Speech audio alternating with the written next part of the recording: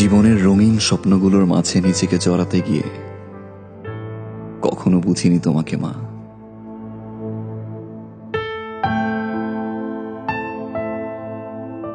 অসুস্থ শরীর নিয়ে নিজের কষ্টগুলোকে চাপা দিয়ে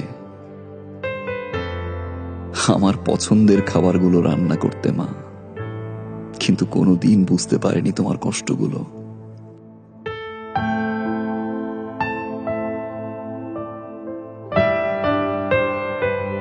আমি সরি মা।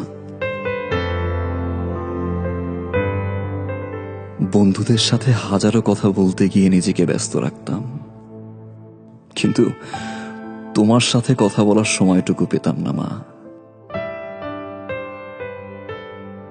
বিরক্ত হতাম তোমার ফোন পেলে।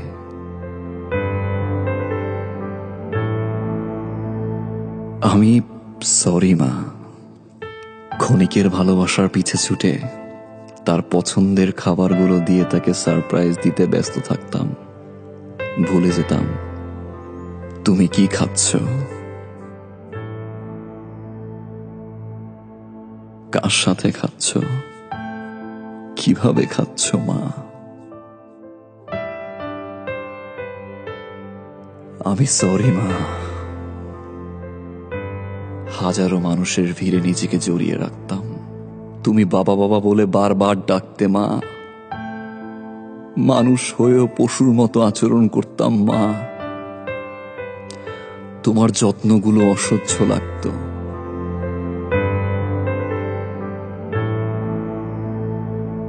আজ তোমার দুপা জড়িয়ে ধরে বলতে ইচ্ছে করে আমি সরি মা।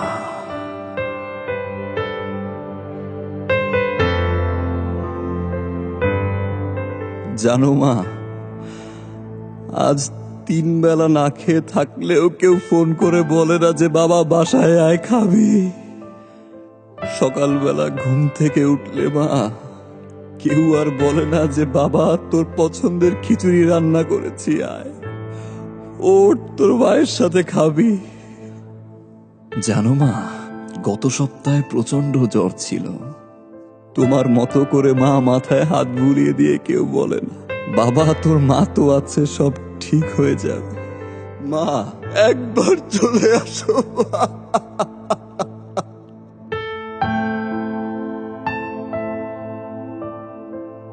মা, কোনোদিন বলতে পারিনি, আজ একটা বার বলতে চাই সরি মা, and I love you. মাফ করে দিও মা।